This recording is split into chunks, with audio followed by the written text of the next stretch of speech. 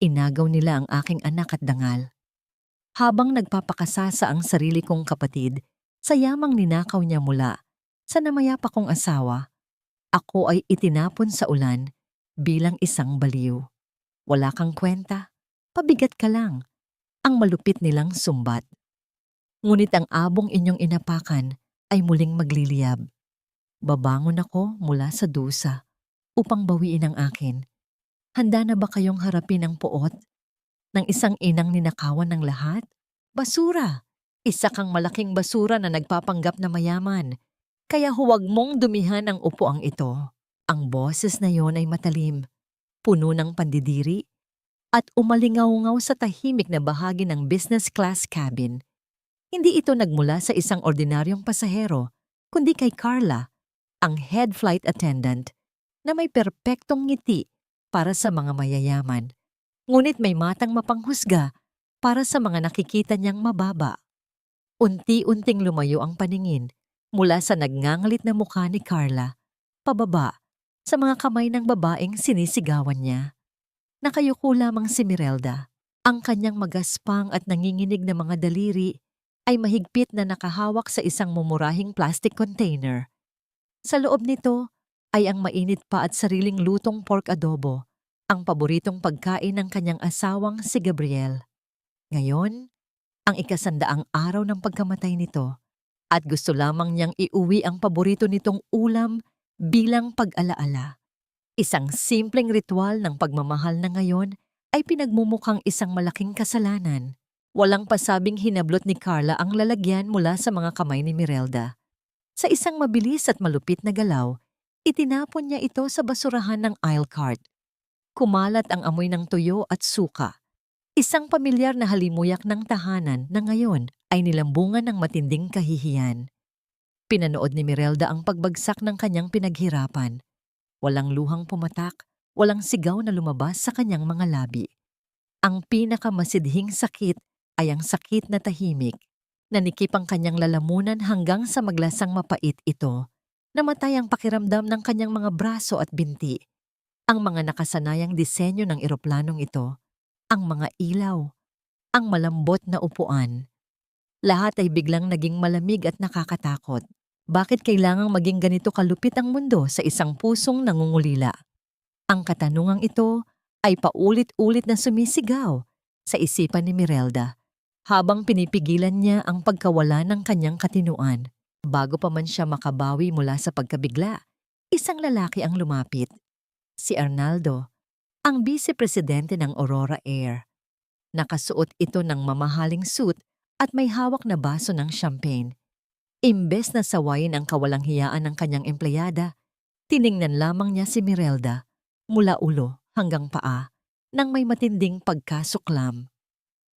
Sa kanyang paghakbang palapit, hindi niya sinasadyang maapakan ang isang lumang damit na nahulog mula sa bag ni Mirelda.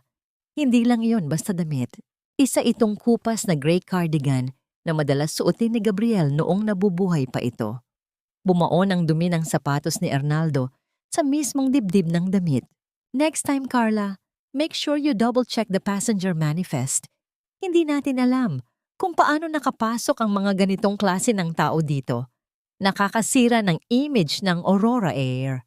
Malamig na utos ni Arnaldo bago lumagpas, ni hindi man lang nag-abala na humingi ng tawad sa naapakang damit. Nang marinig iyon ni Mirelda, isang pamilyar na kurot ng pait ang bumalot sa kanyang puso. Naisip niya ang binitawang salita ng asawa.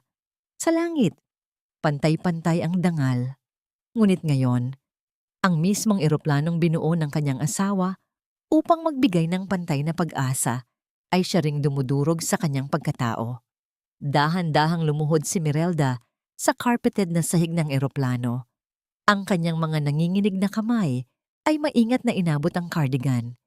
Pinagpagan niya ito, pilit na inaalis ang marka ng sapatos na dumungis sa alaala ng nag-iisa niyang protektor. Gusto niyang sumigaw, gusto niyang tumayo at isampal sa mukha nilang dalawa na ang babaeng tinatawag nilang basura ay ang nag-iisang tagapagmana at totoong may-ari ng buong airline na ito. Ngunit kinagat niya ang kanyang ibabang labi hanggang sa malalasahan niya ang sarili niyang dugo. Hindi ngayon. Hindi pa pwede. Kailangan niyang umuwi. Kailangan niyang makita si Luna. Ang kanyang 5 taong gulang na anak, ang tanging rason kung bakit patuloy siyang humihinga matapos ang pagkamatay ni Gabriel. Para kay Luna, lulunukin niya ang lahat ng pang-aalipusta. Nang lumapag ang eroplano, mabilis na lumabas si Mirelda. Hindi niya pinansin ang mga mapanghusgang tingin ng ibang pasahero. Ang tanging nasa isip niya ay ang mainit na yakap ng kanyang anak. Sumakay siya sa isang lumang taxi. Habang umaandar ang sasakyan, nagsimulang bumagsak ang malakas na ulan. Tila nakikisimpatiya ang langit sa bigat ng kanyang dibdib. Pilit niyang ipinagpag ang mapait na karanasan. Naisip niya na pag-uwi niya sa mansyon ng mga Valles, makikita niya ang matamis na ngiti ni Luna. Tatawagin siyang mama at ang lahat ng sakit na naranasan niya sa himpapawid ay maglalaho na parang bula. Tumigil ang taxi sa tapat ng naglalakihang bakal na gate ng mansyon. Bumaba si Mirelda at naglakad sa gitna ng ulan. Yakap-yakap ang cardigan ni Gabriel na nagsisilbing tanging panangga niya sa lamig ng gabi. Walang sumalubong sa kanya. Tahimik ang buong paligid, isang nakakabinging katahimikan na nagdulot ng kilabot sa kanyang gulugod. Nang itulak niya ang mabigat na pinto ng bahay, umaasa siyang maririnig ang pamilyar na yabag ng maliliit na paa ng kanyang anak. Ngunit walang Luna na sumalubong sa kanya. Biglang bumukas ang lahat ng ilaw sa sala, nakakasilaw ang liwanag mula sa malaking chandelier. At doon, sa tuktok ng grandiosong hagdanan, nakatayo ang kanyang sariling kapatid na si Mateo. Mayroon itong malamig at nakakakilabot na ngiti sa mga labi. Sa likuran nito ay may 3 lalaking nakasuot ng puting uniforme na tila mga doktor, hawak ang mga medikal na kagamitan. "Welcome home, dear sister. Mukhang lalo atang lumala ang sakit mo sa pag-iisip." Bungad ni Mateo, ang boses nito ay dahan-dahan at punong-puno ng lason. Nanlaki ang mga mata ni Mirelda, napahigpit ang hawak niya sa damit ng asawa habang isang malamig na takot ang unti-unting bumalot sa kanyang buong pagkatao. Ang malamig na hangin mula sa siwang ng pinto ay sumabay sa panginginig ng buong katawan ni Mirelda. Hindi niya maalis ang kanyang paningin sa mga lalaking nakaputi na nakatayo sa likuran ng kanyang kapatid. Ang mga mata ni Mateo ay nagtataglay ng isang huwad na pag-aalala, isang maskara na matagal na nitong sinusuot upang pagtakpan ang maitim nitong budhi. Dahan-dahang humakbang pababa si Mateo. Ang bawat pagdampi ng kanyang sapatos sa marmol na hagdan ay tila nagbabadya ng isang malagim na hatol. "Ano bang nangyayari sa iyo, Mirelda? Bakit basang-basa ka at mukha kang taong grasa?" Pambungad ni Mateo. Ang boses nito ay kalmado, ngunit may nakatagong panguuyam. "Mula nang mamatay si Gabriel, nawala na ang katinuan mo. Nakita ka na naman daw na nagsasalita mag-isa sa puntod niya. Kailangan mo na ng profesional na tulong, kapatid ko. Para na rin ito sa ikabubuti mo." Parang may bumaon na patalim sa lalamunan ni Mirelda. Hindi siya makapaniwala sa naririnig. Ang kapatid na nagpalaki sa kanya, ang taong tinitingala niya, at inutangan niya ng loob dahil sa mga sakripisyo nito noong sila ay bata pa, ay harap-harapang binabaluktot ang katotohanan. Gusto niyang magsalita, gusto niyang isumbat na galing lamang siya sa eroplano at binastos ng mga empleyado nito. Ngunit bago pa man siya makabuka ng bibig, isang matalim na boses ng babae ang pumailan lang mula sa itaas ng hagdanan. "Huwag mo nang kausapin ang baliw na yan, Mateo. Nagsasayang ka lang ng laway." Lumitaw mula sa anino ang matikas na figura ni Doña Carmen. Ang ina ng kanyang namayapang asawa ay nakasuot ng eleganteng pantulog na sutla. Hawak ang isang makapal na folder. Ang bawat linya sa mukha ng matanda ay sumisigaw ng pandidiri at pagmamataas. Walang kaabog-abog na inihagis ni Doña Carmen ang mga papeles sa harapan ni Mirelda. Nagkalat ang mga puting papel sa sahig at sa pamamagitan ng liwanag ng chandelier, nabasa ni Mirelda ang mga salitang nakasulat doon. Dokumento ng paglilipat ng kustodya at isang sertipikasyon ng pagkukulang sa pag-iisip. Hindi ko hahayaan na ang nag-iisang tagapagmana ng mga Vales ay palakihin ng isang baliw at hampas lupang katulad mo. Matigas at walang pusong pahayag ni Doña Carmen. Isang malaking pagkakamali ni Gabriel na pinakasalan kanya. At ngayon, itatama ko ang pagkakamaling iyon. Kukunin ko ang apo ko. Hindi, wala kayong karapatan. Ang pananahimik ni Mirelda ay tuluyan ng naputol. Ang kanyang pagiging mapagbigay ay napalitan ng bangis ng isang inang pilit nilalayo sa kanyang anak. Buhay ang anak ko. Ako ang ina niya. Luna, Luna, anak. Tumakbo si Mirelda patungo sa hagdan, ngunit mabilis na humarang si Mateo. Isang malakas na tulak ang ginawa ng kanyang kapatid na naging dahilan upang mapadausdos si Mirelda pabalik sa malamig na sahig. Sa isang kumpas ng kamay ni Mateo, agad na lumapit ang tatlong lalaking nakaputi. Pilit nilang hinawakan ang nagpupumiglas na mga braso ni Mirelda. Ang kanyang mabibigat na paghinga at kawalan ng pag-asa ay sumasabay sa mainit na luhang walang tigil sa pag-agos. Mula sa itaas ng bahay, umalingaw-ngaw ang isang pamilyar at munting tinig na nagpapakirot sa bawat himaymay ng laman ni Mirelda. Mama! Mama ko! Bitawan niyo ako! Gusto ko kay Mama! Ang iyak ni Luna ay tila pumupunit sa kaluluwa ng gabi. Nakita ni Mirelda ang kanyang 5 taong gulang na anak na kinakaladkad ng 2 katulong pabalik sa kwarto nito. Ang mga maliliit na kamay ng bata ay pilit na inaabot ang kanyang ina na nasa ibaba. Luna! Huwag niyo siyang saktan! Parang awa niyo na, Mateo. Kunin niyo na ang lahat. Huwag lang ang anak ko. Pagmamakaawa ni Mirelda, habang pilit na kinakawag ang kanyang mga binti, lumuluhod at nagpapakababa sa harapan ng mga taong dumudurog sa kanya. Ngunit walang awa sa mga mata ni Mateo. Kumuha ito ng isang hiringgilya mula sa bulsa ng isa sa mga kasabwat na doktor. Ang malamig na karayom ay walang awang ibinaon sa braso ni Mirelda. Isang mainit at kakaibang likido ang mabilis na pumasok sa kanyang mga ugat. Sa loob lamang ng ilang segundo, naramdaman niyang nagsisimulang mamanhid ang kanyang mga daliri. Ang paningin niya ay unti-unting lumalabo at ang kanyang lakas ay tila hinihigop ng isang malakas na buhawi. Habang nawawalan siya ng kakayahang lumaban, walang awang hinawakan ni Mateo ang nanginginig niyang kamay. Idiniin nito ang kanyang hinlalaki sa isang maliit na lalagyan ng tinta at sa pilitang ipinatak ang kanyang bakas sa huling pahina ng isang hiwalay na dokumento. Isa itong kasulatan ng pagubaya ng lahat ng kanyang karapatan at shares sa Aurora Air. Salamat sa lahat, kapatid ko. Huwag kang mag-alala. Aalagaan ko ang kumpanya at aalagaan din namin ang pamangkin ko. Ngayon, magpahinga ka na sa labas. Bulong ni Mateo na tila isang demonyong nagkukubli sa anyo ng isang anghel. Binuhat siya ng mga lalaki at kinaladkad palabas ng mansyon. Ang walang awang pagbagsak ng ulan ay agad na bumalot sa kanyang nanghihinang katawan.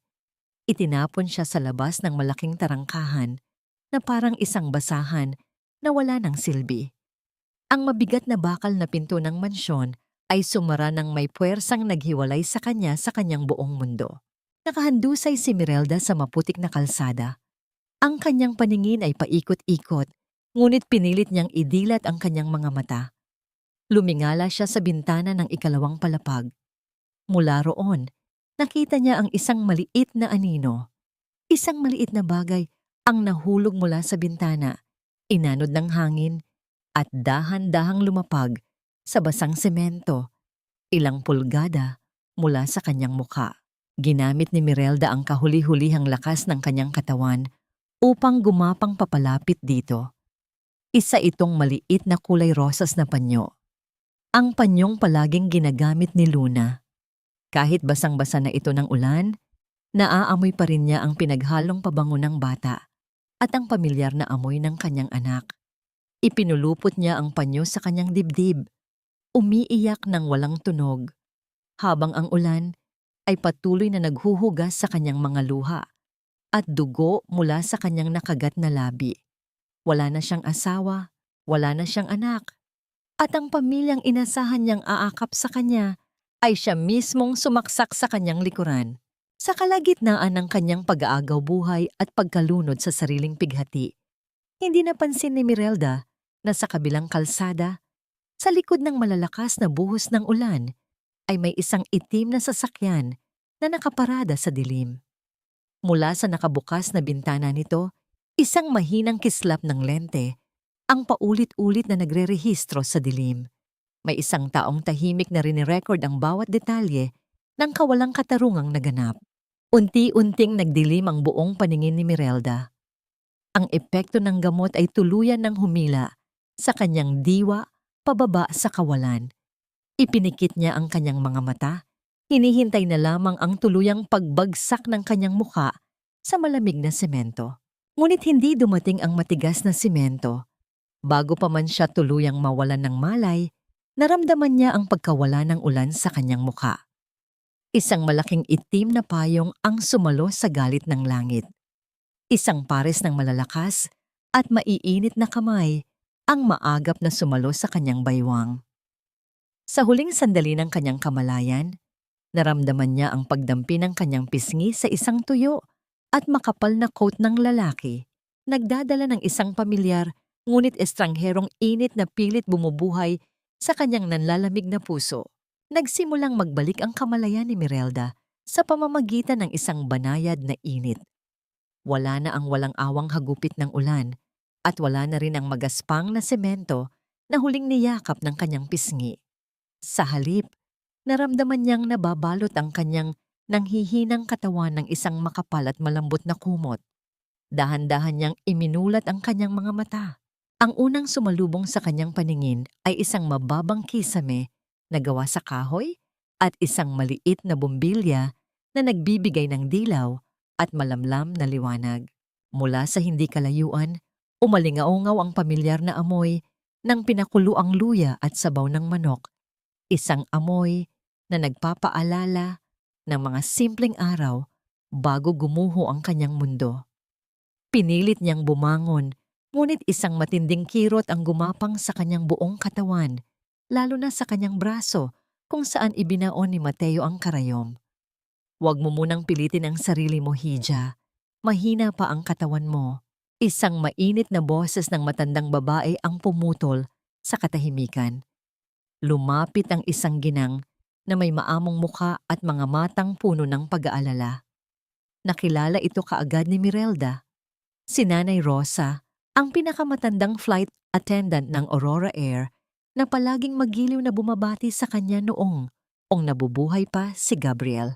Isa itong huwaran ng mga manggagawang nagtatrabaho ng marangal, malayo sa mapanlait na mundo ni na Carla at Arnaldo.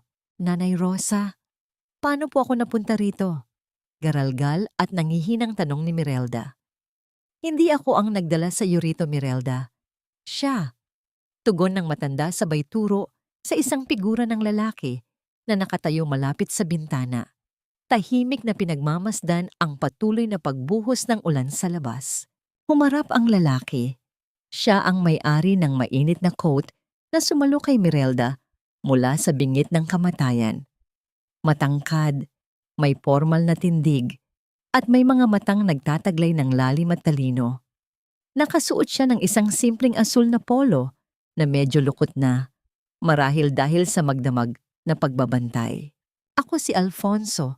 Pagpapakilala ng lalaki, ang boses nito ay kalmado at nagbibigay ng kakaibang pakiramdam ng seguridad.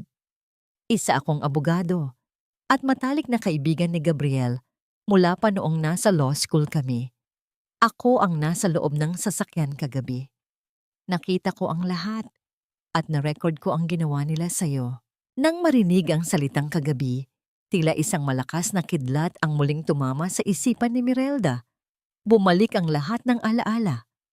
Ang pekeng dokumento, ang karayom, ang malupit na pagtulak sa kanya palabas, at ang pinakamasakit sa lahat, ang iyak ng kanyang anak. Si Luna! Ang anak ko! Tuluyang nabasag ang kalmado niyang anyo. Pilit niyang inalis ang kumot, hindi ininda ang hilo at pangihina ng kanyang mga tuhod. Kailangan ko siyang balikan.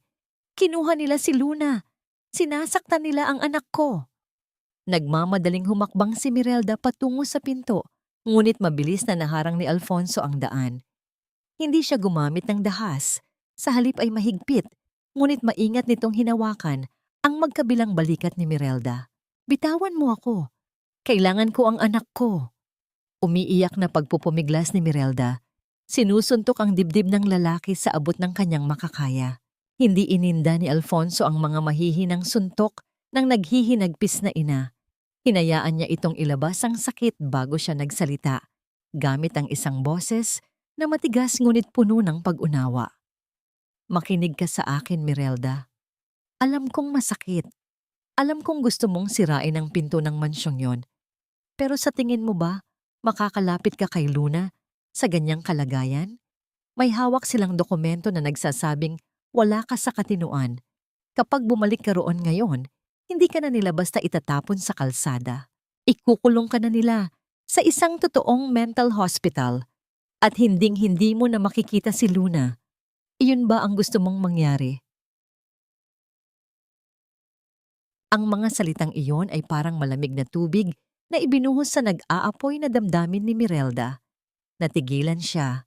Ang kanyang mga kamao na nakakuyom sa dibdib ni Alfonso ay unti-unting lumuwag hanggang sa napahagulgol siya ng tuluyan. Bumagsak ang kanyang mga tuhod at napaluhod siya sa sahig na gawa sa kawayan. Ang sakit ay tila isang halimaw na umuubos sa kanyang hininga. Tahimik na lumapit si Nanay Rosa. Inalalayan si Mirelda pabalik sa higaan at hinaplos ang kanyang buhok. Tahan na, anak. Kung susuko ka ngayon, tuluyan ng mananalo ang mga demonyong yon. Kailangan mong mabuhay, hindi lang para sa asawa mong si Gabriel, kundi para sa anak mong naghihintay na mailigtas mo. Naglakad si Alfonso patungo sa isang maliit na mesa. Kumuha siya ng isang basong malinis at maingat na nilagyan ito ng maligamgam na tubig mula sa thermos. Lumapit siya sa gilid ng kama ni Mirelda. Walang mahahabang litanya ng awa, walang mga salitang nagpapamukhang kaawa-awa ang ginang. Lihim na iniabot ni Alfonso ang baso ng tubig, kasabay ng paglapag ng isang puting tableta para sa lagnat sa ibabaw ng malinis na panyo. Ang mga mata ng lalaki ay nagsasabi ng isang tahimik na pangako. Hindi ka nag-iisa sa laban na ito. Tinanggap ni Mirelda ang baso. Ang panginginig ng kanyang mga daliri ay bahagyang naibsan sa pagdampi ng init nito. Habang umiinom, napansin niya ang paghipo ni Alfonso sa kaliwang bulsa ng kanyang polo sa tapat ng kanyang dibdib. May isang itim na notebook na bahagyang nakausli rito. Isang kakaibang kislap ng kalungkutan at galit ang dumaan sa mga mata ng abogado nang mabanggit ang pangalan ni Gabriel, na tila ba ang maliit na notebook na yon ay naglalaman ng mga lihim na higit pa sa simpleng kaso ng pangaagaw ng ari-arian. Bago pa man makapagtanong si Mirelda, biglang pumailan lang ang tinig ng isang pamilyar na news anchor mula sa lumang telebisyon na binuksan ni Nanay Rosa sa kabilang panig ng sala. Sa isang biglaang press conference ngayong umaga, formal nang ipinahayag ang pag-upo ni Ginoong Mateo Valles bilang bagong acting president ng Aurora Air. Ito ay matapos magbitiw ang kanyang kapatid na si Mirelda Valles dahil sa umano'y matinding depresyon dulot ng pagkamatay ng asawang si Gabriel Valles. Napako ang paningin ni Mirelda sa screen. Nakita niya ang pagmumukha ni Mateo. Suot ang isang mamahaling suit, nakangiti sa harap ng mga kamera habang nagpapanggap na isang malungkot at mabuting kapatid. Sa tabi nito ay nakaupo si Doña Carmen. Isang malaking trahedya sa aming pamilya ang sinapit ng aking manugang. Puno ng kaplastikang pahayag ni Doña Carmen sa mga reporter habang pinupunasan ang walang luhang mga mata. Sa ngayon, siya ay nasa isang pribadong pasilidad at tumatanggap ng pinakamataas na antas ng mental treatment. Titiyakin namin ng aking anak na si Mateo na ang legasya ng Aurora Air, gayon din ang aking apo, ay nasa mabuting kamay habang siya ay nagpapagaling. Ang pagngingit-ngit ng mga ngipin ni Mirelda ay halos marinig sa buong kwarto. Ang matinding lungkot at pagkalunod na naramdaman niya kanina ay mabilis na inilugmok ng isang bagong uri ng damdamin. Isang nagliliyab, tahimik at mapanganib na puot. Nakatitig siya sa huwad ng ngiti ni Mateo sa telebisyon at sa pagkakataong ito, hindi na luha ang nangingibabaw sa kanyang mga mata, kundi ang pangako ng isang paghihiganti. Matinding sikat ng araw ang bumalot sa buong syudad, ngunit tila walang init na kayang tumunaw sa yelong unti-unting bumabalot sa puso ni Mirelda.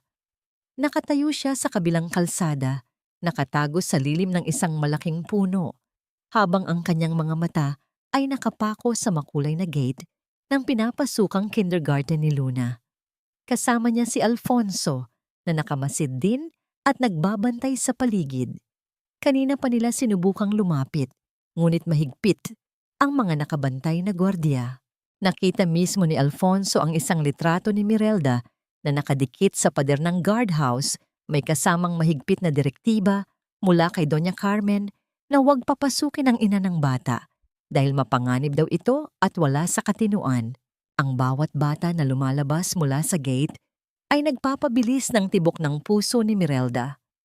Umaasa siyang masisilayan ang pamilyar na mukha ng kanyang anak, ang munting ng ngiti nito, o kahit ang pagtawag nito ng mama.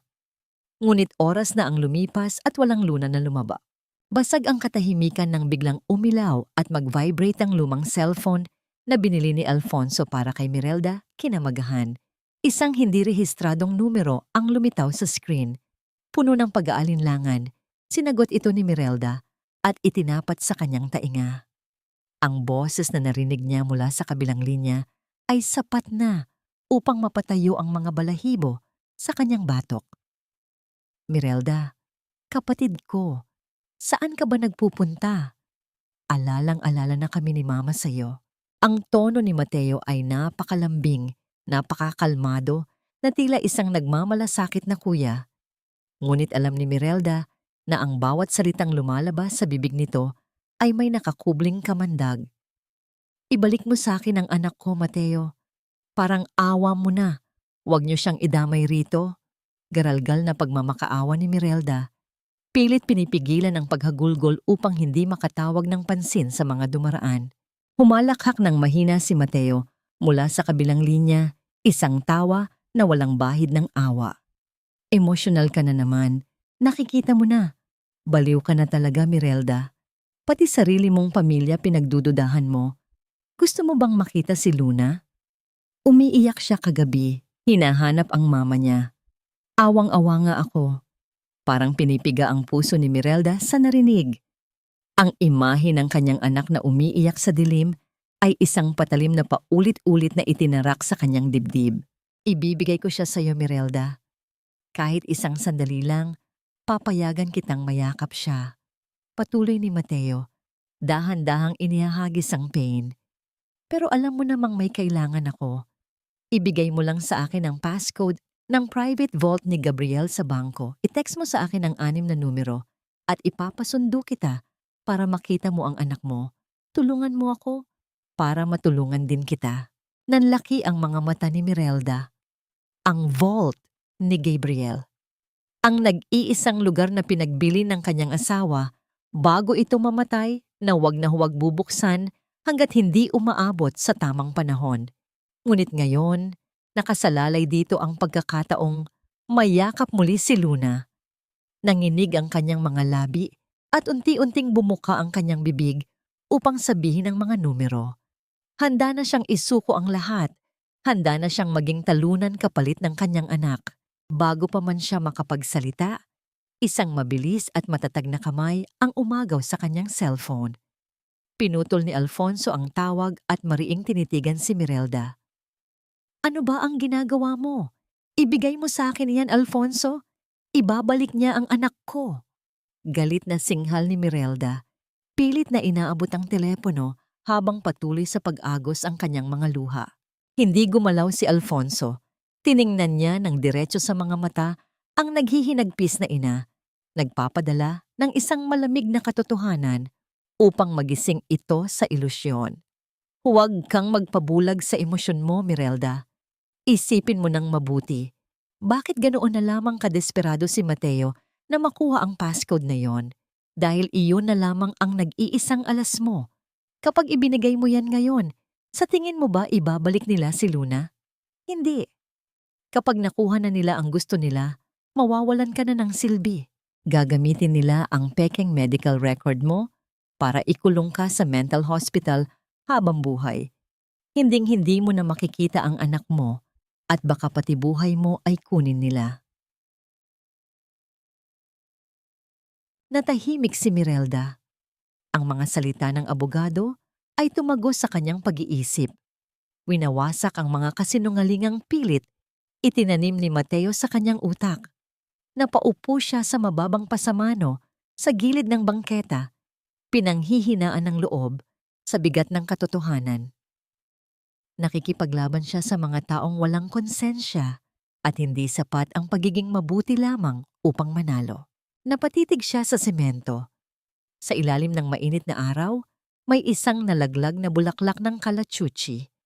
Dahan-dahan niya itong pinulot.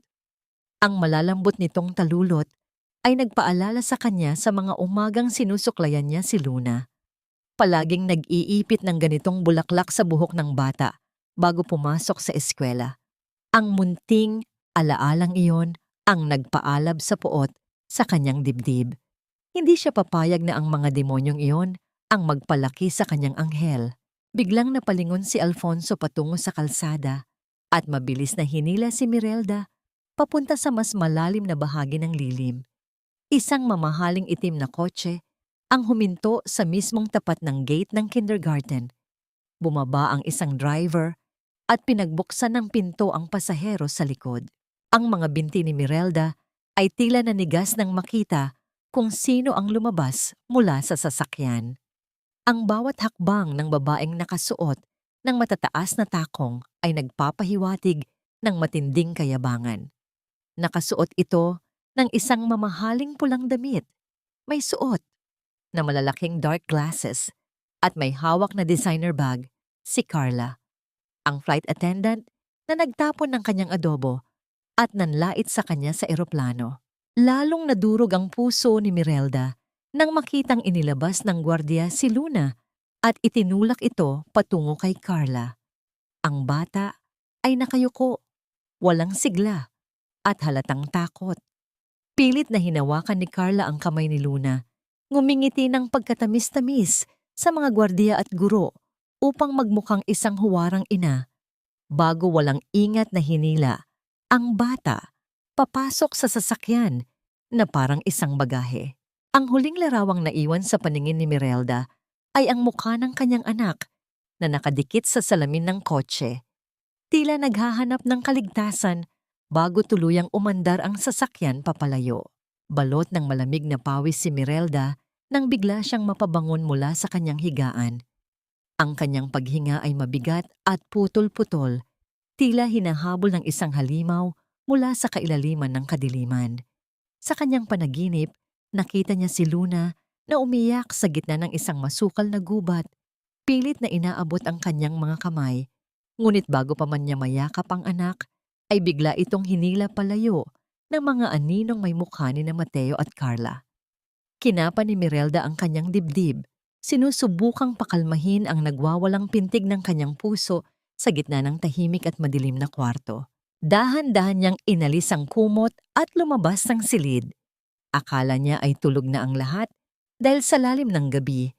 Ngunit pagdating niya sa maliit na sala ni Nanay Rosa, nakita niya ang isang malamlam na liwanag mula sa isang maliit na lampara. Nakaupo si Alfonso sa tapat ng isang lumang mesang gawa sa kahoy.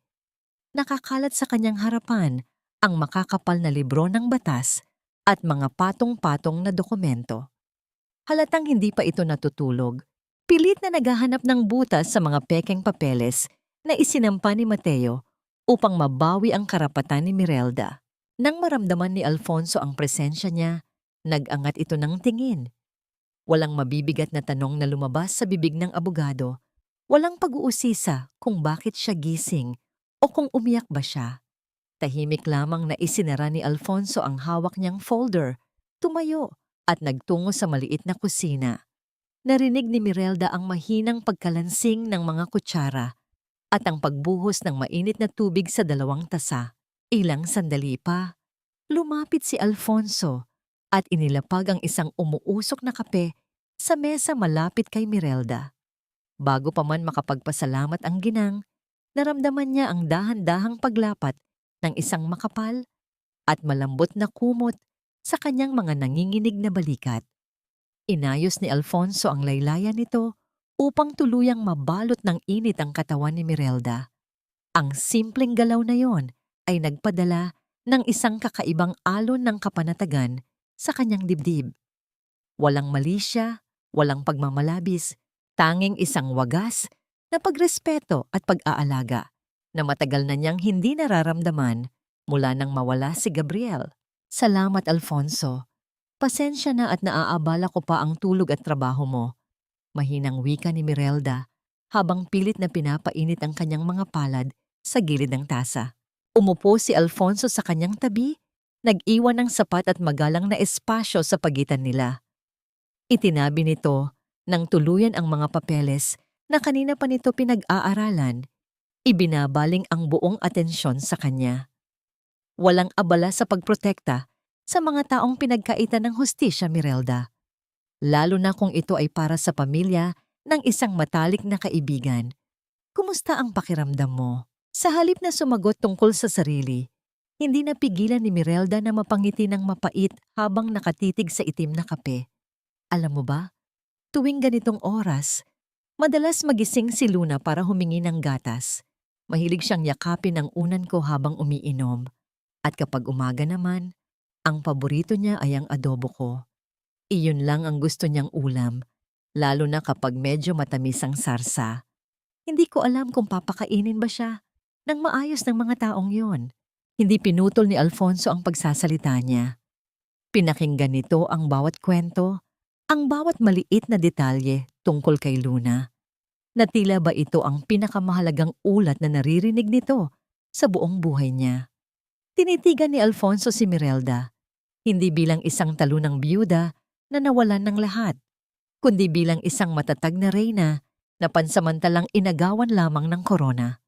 Ang pagtingin na yon ay nagbigay kay Mirelda ng lakas upang maniwala na may halaga pa siya habang ang dalawa ay naghahanap ng kapayapaan sa gitna ng gabi sa kabilang panig ng syudad, sa loob ng isang mamahaling penthouse. Isang magkakaibang uri ng tensyon ang nagaganap. Nagising si Carla mula sa malambot niyang kama at lumabas papuntang sala. Nakita niya si Mateo na abalang nagpapasok ng mga mahahalagang dokumento sa isang itim na briefcase dahil sa pag-aakalang siya na ang susunod na asawa ng bagong presidente ng Aurora Air. Malambing na lumapit si Carla at yumakap sa likuran ng lalaki.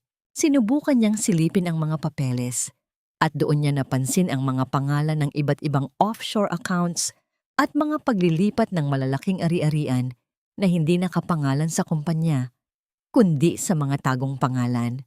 Nang subukan niyang magtanong tungkol sa kanilang kinabukasan at kung kailan siya formal na ipapakilala sa publiko, malamig na inalis ni Mateo ang mga braso ni Carla. Kumuha ang lalaki ng isang makapal na bungkos ng pera mula sa bag at walang pakialam na inihagis ito sa dibdib ni Carla. Sinabihan siya nitong bumili ng mga bagong damit at huwag nang makialam sa usapang negosyo dahil isa lamang siyang empleyadang pinagbigyan ng pabor. Sa sandaling iyon, tila sinampal si Carla ng katotohanan. Tinitigan niya ang pera sa sahig at ang likod ni Mateo na nagmamadaling umalis. Naunawaan niyang kailanman ay hindi siya ituturing na kapantay ng mga vales, na siya ay isang laruang gagamitin at itatapon din sa oras na mawalan ng silbi tulad ng ginawa nila kay Mirelda. Bumalik ang eksena sa tahimik na tahanan ni Nanay Rosa. Ang payapang pag-uusap ni Mirelda at Alfonso ay biglang nagambala nang tumunog ang cellphone ng abogado. Kumunot ang noo ni Alfonso nang makita ang numero sa screen. Mabilis siyang tumayo at nagtungo sa kabilang sulok ng sala upang sagutin ito. Ang kanyang boses ay naging isang pabulong na seryoso na tila may pinag-uusapang isang masiselang impormasyon. Sigurado ka ba sa sinasabi mo? Oo. Ipinadala mo ba sa ligtas na address natin? Sige, susuriin ko agad.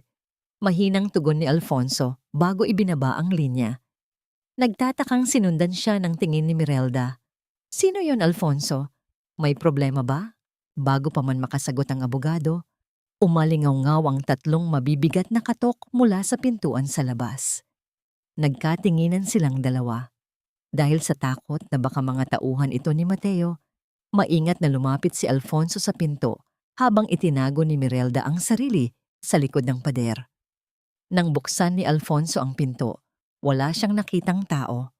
Tanging kadiliman ng gabi ang sumalubong sa kanya at isang maliit na kahon na nakabalot sa brown paper ang nakalapag sa mismong paanan ng pintuan.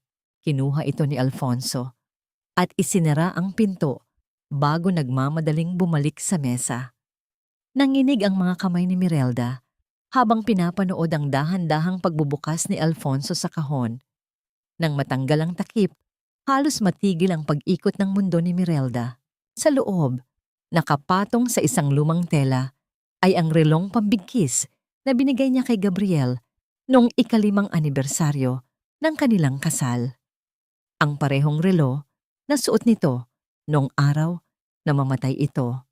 Ngunit ang basag na salamin at ang mga nakahintong karayom nito ay nagdadala ng isang malagim na mensahe.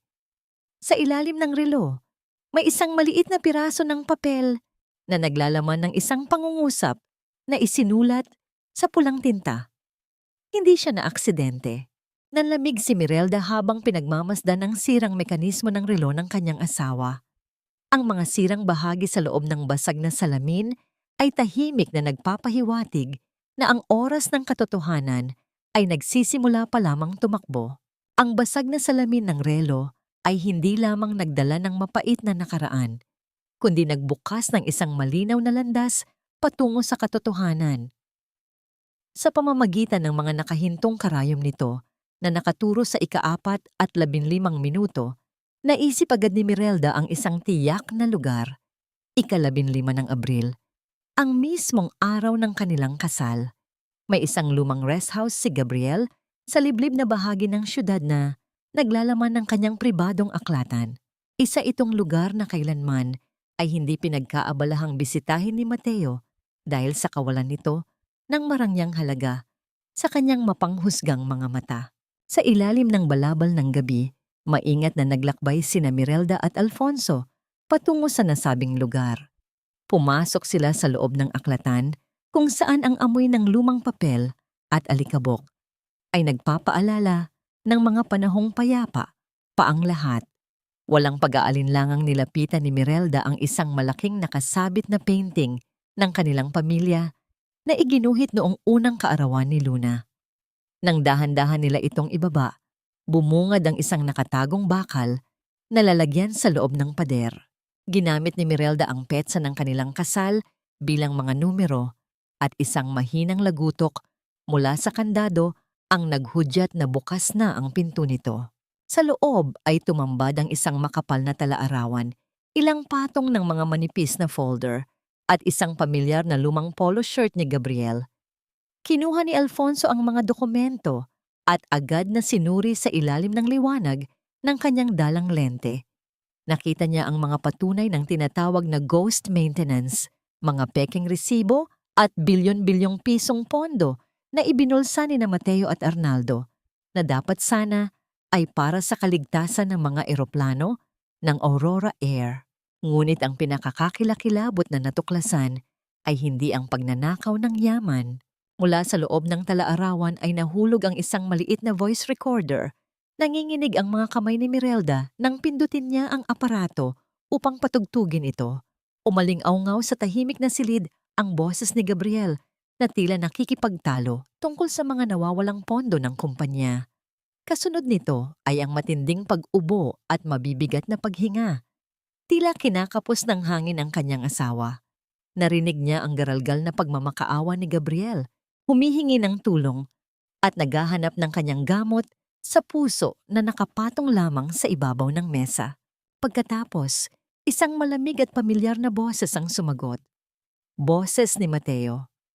Sinabi nitong inilayo niya ang gamot at walang awang pinanood ang paghihingalo ng sariling kapatid habang ibinubulong na siya na ang bahala sa kumpanya at sa lahat ng maiiwan nito.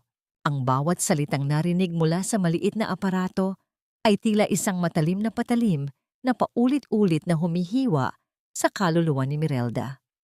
Napahandusay siya sa malamig na sahig, yakap-yakap nang mahigpit ang lumang polo shirt ng asawa.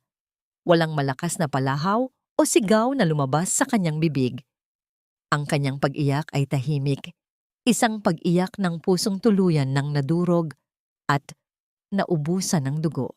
Namatay ang lalaking pinakamamahal niya at ang ama ng kanyang anak, hindi dahil sa isang aksidente o simpleng karamdaman, kundi dahil sa kawalang hiyaan at kasakiman ng mismong kadugo nito. Lumuhod si Alfonso sa tabi niya. Wala siyang binigkas na kahit anong salitang pampalubag loob dahil alam niyang walang wika ang makakapawis sa ganitong uri ng sakit. Sa halip, inilapat niya ang kanyang malapad at mainit na palad sa likod ng humahagulgol na ginang. Isa itong tahimik na pangako na naroon siya bilang isang matibay na haligi na sasandalan nito sa gitna ng unos. Lumipas ang ilang minuto at ang mga hikbi ni Mirelda ay unti-unting humina hanggang sa tuluyang naglaho. Dahan-dahan siyang tumayo, pinapagpag ang dumi sa kanyang palda. Nang mag-angat siya ng tingin kay Alfonso, wala na ang mga matang puno ng takot, pag-aalinlangan at pagmamakaawa. Ang mga luhang pumapatak kanina ay napalitan ng isang malamig, matalim, at nag-aapoy na paningin. Wala na ang mahinang biyuda na handang isuko ang lahat para sa kapayapaan. Ang nakatayo ngayon sa harap ni Alfonso ay isang inang naghihiganti at isang reynang handang sunugin ang buong kaharian, mabawi lamang ang hustisya. Itatago natin ang lahat ng ito, Alfonso. Dudurugin ko siya hanggang sa huling hibla ng kanyang pagkatao. Mariin at walang emosyong wika ni Mirelda. Tumango ang abogado, sumasang-ayon sa bawat salita. Bagaman may isang munting katanungan ang patuloy na naglalaro sa kanyang isipan. Kung sino ang misteryosong nagpadala ng relo na siyang naging susi sa lahat ng ito. Ngunit bago pa man nila mailigpit ang mga ebidensya sa loob ng bag, isang matalim na sinag ng liwanag ang biglang tumagos mula sa labas ng bintana. Naghahanap at nagmamasid sa dilim. Sinundan ito ng mga mabibigat at sunod-sunod na yabag sa ibabaw ng mga tuyong dahon na palapit ng palapit sa pintuan ng aklatan. Mabilis na pinatay ni Alfonso ang kanyang ilaw. Nilamon ng kadiliman ang buong silid at ang tanging naiwan ay ang panganib na nagbabadyang pumasok at sumira sa kanilang mga plano. Sa loob ng madilim na aklatan, mahigpit na hinawakan ni Alfonso ang nanginginig na kamay ni Mirelda. Ginamit nila ang likurang pinto upang makatakas, lumalakad ng walang ingay habang ang mga tauhan ni Mateo ay persahang binubuksan ang harapang pintuan. Ang malamig na simoy ng gabi ay sumalubong sa kanila habang mabilis silang pumasok sa sasakyan at lumisan sa lugar. Ligtas nilang nadala ang katotohanang magpapabagsak sa imperyo ng kasamaan, ngunit habang bumabagtas ang sasakyan pabalik sa syudad, isang panibagong bagyo ang namumuo sa loob ng isang mamahaling penthouse. Nakatayo si Carla sa harap ng malaking salamin, mangyak-ngyak sa tuwa habang nakatingin sa isang maliit na plastik na may 2 pulang guhit. Buntis siya. Para sa kanya, ito na ang huling susi upang tuluyang maging isang tunay na miyembro ng pamilya Valles at tuluyang iwan ang buhay ng kahirapan at pangaalipusta. Nang bumukas ang pinto at pumasok si Mateo, mabilis siyang tumakbo upang salubungin ito ng yakap. Buong galak niyang ibinalita na magkakaroon na ito ng sariling anak. Ngunit walang nangngiti o galak na sumilay sa mukha ng lalaki. Sa halip, isang malamig at mapangmataas na tingin ang ipinukol nito sa kanya. Iniwas ni Mateo ang kanyang katawan at kumuha ng isang makapal na bundle ng pera mula sa kanyang briefcase. Walang awang inihagis ng lalaki ang pera sa mismong mukha ni Carla. Nagkalat ang mga nakarolyong papel sa malamig na sahig. Ipalaglag mo yan. You think a lowly flight attendant like you deserves to enter my family? Isa ka lang basurang ginamit ko para makuha ang mga papeles sa eroplano at itago ang mga medical records ng baliw kong kapatid. Ngayong nakuha ko na ang Aurora Air, wala ka ng silbi. Get out of my property. Hindi makapaniwala si Carla sa narinig. Pilit siyang lumapit at kumapit sa braso ni Mateo. Nagmamakaawa at ipinapaalala ang lahat ng ginawa niya para rito. Ngunit isang malakas na tulak lamang ang ibinigay sa kanya. Hinila siya ng 2 malalaking gwardiya ng gusali at kinaladkad palabas ng penthouse. Wala siyang nagawa, kundi umiyak at magmakaawa. Walang awa siyang itinapon sa labas ng matataas na gate ng condominium. Kasabay nito ay ang pagbuhos ng malakas na ulan. Bumagsak siya sa malamig at maputik na kalsada. Ang kanyang mamahaling damit ay nabalot ng dumi at ang kanyang buhok ay dumikit sa kanyang luhaang mukha. Basang-basa at nanginginig, dahan-dahang yumuko si Carla. Tinitigan niya ang kanyang mga palad na nababalot ng itim na putik. Hinaplos niya ang kanyang sinapupunan habang patuloy sa pagbuhos ang kanyang mga luha. Sa pagkakataong ito, naintindihan niya ang pinakamasakit na leksyon ng kanyang buhay. Walang halaga ng pera ang makakabili ng nawalang dangal. Ang sakit na nararamdaman niya ngayon, ang matinding kahihiyan habang tinitingnan siya ng mga dumadaang sasakyan ng may pandidiri, ay ang mismong sakit na ipinalasap niya kay Mirelda habang hawak nito ang murang plastik ng adobo. Mula sa kabilang bahagi ng kalsada, huminto ang isang itim na sasakyan. Nakita ni Mirelda at Alfonso ang buong pangyayari. Tinitigan ni Mirelda ang babaeng nanlait sa kanya, ang babaeng umagaw sa atensyon ng kanyang anak sa labas ng eskwelahan. Ngunit imbes na magdiwang sa sinapit ng kaaway, may isang katanungan na tumakbo sa isip ni Mirelda. Bakit basta-bastang itatapon ni Mateo ang taong nag-iingat ng mga pekeng medical records na ginamit upang patunayang sira ang kanyang ulo? Sigurado siyang may mas malaking hawak na sikreto ang babaeng ito. Bumukas ang pinto ng sasakyan. Imbes na hayaan itong mabulok sa ulan, bumaba si Mirelda. Naglakad siya papalapit kay Carla habang bitbit ang isang malaking itim na payongo. Nang mapansin ni Carla ang anino sa kanyang harapan, dahan-dahan siyang nag-angat ng tingin. Nanlaki ang kanyang mga mata nang makita ang mukha ng babaeng tinawag niyang basura. Huminto si Mirelda sa harap ng nakaluhod na babae. Maingat na inihilig ang payong upang sumilong si Carla mula sa galit ng langit. Walang bakas ng pang-uuyam sa mga mata ni Mirelda. Tanging pag-unawa ng isang kapwa inang nasaktan. Inilahad niya ang kanyang kamay. Ang boses niya ay kalmado, ngunit may taglay na matinding determinasyon. Tumayo ka dyan. Maghiganti tayo. Nanginginig ang buong katawan ni Carla habang nakaupo sa lumang sofa sa loob ng bahay ni Nanay Rosa. Ang kanyang basang buhok ay dahan-dahang pinapatuyo ng matanda gamit ang isang malinis at puting tuwalya. Walang panghuhusga, tanging pag-aalaga lamang ang ipinakita ng mga taong dati niyang nilait at tiningnan ng mababa. Nang lumabas si Mirelda mula sa maliit na kusina, hindi na kinaya ni Carla ang bigat ng kanyang konsensya. Dahan-dahan siyang nagpadulas mula sa upuan, lumuhod sa sahig na gawa sa kawayan at humagulgol ng buong pait. Patawad. Ma'am Mirelda, parang awa ninyo. Patawarin ninyo ako. Garalgal na pagmamakaawa ni Carla habang nakayuko, hindi magawang salubungin ang paningin ng ginang. Naging bulag ako sa pera at karangyaan. Naging kasabwat ako ng demonyong yon para wasakin ang pamilya ninyo, para ilayo sa inyo si Luna. Napakasama ko. Wala akong kwentang tao. Tahimik na pinanood ni Alfonso at Nanay Rosa ang madamdaming tagpo. Hinihintay nila ang magiging reaksyon ni Mirelda. Sa isang iglap, madaling maghiganti at sabihing kulang pa ang sinapit nito. Ngunit unti-unting lumuhod si Mirelda upang pumantay kay Carla. Ipinatong niya ang kanyang mainit na palad, sa nanginginig na balikat ng dalaga. Hindi galit o sumbat ang lumabas sa kanyang mga labi, kundi ang pag-unawa ng isang babaeng dumaan din sa matinding kawalan ng pag-asa. Ang galit ay laso na uubos lamang sa atin, Carla. Pareho tayong sinugatan at ginamit ng iisang tao. Ngayon, at magiging isang ina ka na rin, alam kong naiintindihan mo na kung ano ang tunay na mahalaga. Malambing na ngunit matatag na wika ni Mirelda habang pilit na itinatayo ang nakalugmok na babae.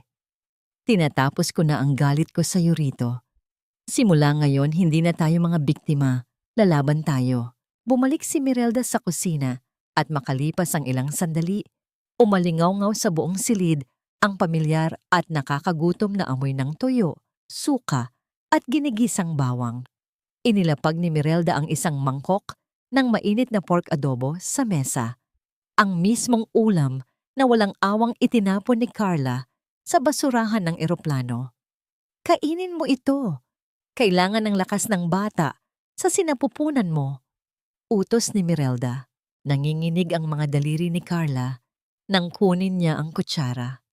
Sa unang paglasa pa lamang ng mainit na sarsa, sunod-sunod na pumatak ang kanyang mga luha sa ibabaw ng kanin. Naramdaman niya ang init ng isang tunay na pamilya, isang walang katumbas na kalinga na ipinagpalit niya para sa malamig at walang pusong kayamanan ni Mateo. Gumaan ang kanyang dibdib na parang nilinis ng mainit na pagkain ang lahat ng dumi sa kanyang pagkatao. Matapos kumalma at makabawi ng lakas, dumukot si Carla sa bulsa ng kanyang palda. Inilabas niya ang isang maliit na itim na USB at iniabot ito kay Alfonso. Nandyan ang recording ng usapan kung paano binayaran ng malaki ni Mateo ang isang kilalang psychiatrist. Planado nilang palitawin na may malalakang sakit sa pag-iisip, Mirelda, upang magamit ang pekeng medical records laban sa iyo sa korte. Inutusan niya akong itago ito bilang panlaban sana niya sa doktor kung sakaling magtaksil ito sa kanya. Ngayon, ibinibigay ko na sa inyo ang huling alas na yan. Isinalpak ni Alfonso ang aparato sa kanyang laptop nang marinig ng malinaw ang boses ni Mateo na nakikipagkasundo sa panloloko. Isang tipid, ngunit seryosong ngiti ng tagumpay ang sumilay sa labi ng abogado. Ito na ang huling piraso ng puzzle, matibay na pahayag ni Alfonso habang naglalakad-lakad sa gitna ng sala. Mayroon na tayong pruweba ng kanyang pagnanakaw, patunay ng kapabayaan na nauwi sa pagpatay kay Gabriel. At ngayon, ang peking medical records na ginamit niya para agawin si Luna. Ngunit hindi sapat na iharap lang natin ito sa korte. Alam natin kung paano gumalaw si Mateo. Kayang-kaya niyang baluktutin ang batas gamit ang pera. Kailangan natin siyang pabagsakin sa isang lugar na hindi siya makakatakas sa harap mismo ng mga taong pinagmamalaki niya. Isang malaking plano ng pagganti ang dahan-dahang nabubuo sa isipan ni na Alfonso at Mirelda. Ngunit ang katanungan kung paano sila makakapasok sa mundo ni Mateo nang hindi napapansin ay tila naghihintay ng kasagutan. Habang sila ay nag-uusap, napansin ni Nanay Rosa ang isang puting sobre na tahimik na isiningit ng isang hindi kilalang anino mula sa siwang sa ilalim ng pintuan. Kinuha ng matanda ang sobre at inilapag ito sa gitna ng mesa. Dahan-dahang binuksan ni Alfonso ang selyo. Mula sa loob, inilabas niya ang isang marangyang imbitasyon na may nakaukit na gintong letra. Isa itong opisyal na paanyaya para sa pinakamalaking pagdiriwang ng dekada. Ang anibersaryo ng Aurora Air at ang formal na inaugurasyon ni Mateo Valles bilang ganap na presidente ng kumpanya. Ngunit ang nakapukaw ng atensyon ni Mirelda ay ang isang maliit na piraso ng papel na may sulat kamay mula sa isang hindi kilalang tao. Nakasulat doon ang mga misteryosong salita para sa tunay na presidente. Ang kumikinang na ginto ng imbitasyon ay tahimik na nakapatong sa gasgas at lumang kahoy na mesa. Ang malamig na simoy ng hangin ay tila yumayakap sa buong paligid, ngunit hindi nito magawang pakalmahin ang nag-aalab at nag-aalalang puso ni Mirelda. Kinabukasan na ang gabi ng pagdiriwang. Hawak niya ang gintong imbitasyon habang nakatayo sa maliit na balkonahe ng bahay ni Nanay Rosa. Tinitigan niya ang madilim na kalangitan na walang kahit anong bituin. Paano kung mabigo siya? Paano kung magamit ni Mateo ang pera at impluwensya nito upang baligtarin ang lahat ng ebidensya at paniwalain ang lahat na isa lamang siyang baliw? Ang nais lamang niya ay mayakap muli ang kanyang anak na si Luna. Ang takot na tuluyang mawala ang bata sa kanya ay nagdudulot ng matinding panginginig sa kanyang buong katawan at nagpapasikip sa kanyang paghinga. Naramdaman niya ang mga mahihinang yabag na papalapit mula sa likuran. Lumabas si Alfonso mula sa sala, may dalang isang makapal na jacket. Dahan-dahan niya itong ipinatong sa mga nanginginig na balikat ni Mirelda. Ang init ng tela ay nagbigay ng pansamantalang ginhawa sa nanlalamig na ginang, kasabay ng pamilyar na pabango ng lalaki na nag-iiwan ng pakiramdam ng kaligtasan. Hindi ka pa natutulog. Malumanay na pansin ni Alfonso habang tumatabi sa kanya. Ang boses nito ay mababa at nag-iingat na huwag mabasag ang katahimikan ng gabi. Hindi ko magawa, Alfonso, garalgal na tugon ni Mirelda. Pilit na pinipigilan ang panibagong pag-agos ng kanyang mga luha. Paano kung hindi sapat ang lahat ng hawak natin? Paano kung gamitin niya si Luna laban sa akin? Wala akong pakialam sa kumpanya, Alfonso. Ang tanging gusto ko lang ay ang anak ko. Hindi ko kakayanin na tuluyan siyang mawala. Imbes na magbigay ng mga gasgas na salita ng pag-asa o sabihing magiging maayos ang lahat, tahimik na inabot ni Alfonso ang mga nanlalamig na kamay ni Mirelda. Hinawakan niya ito nang mahigpit sa pagitan ng kanyang mga palad. Ipinapasa ang kanyang sariling init at lakas. Tinitigan niya ng diretso ang mga luhaang mata ng ginang. Isang tingin na walang halong pag-aalinlangan, kundi purong determinasyon. Makinig ka sa akin, Mirelda.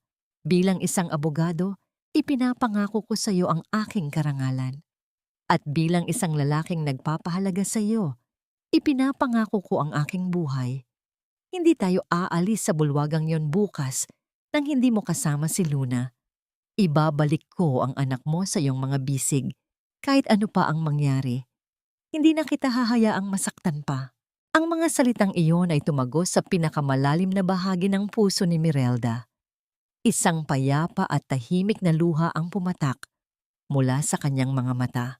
Sa unang pagkakataon, mula nang magsimula ang kanyang kalbaryo, nakaramdam siya ng isang tunay at matatag na kanlungan.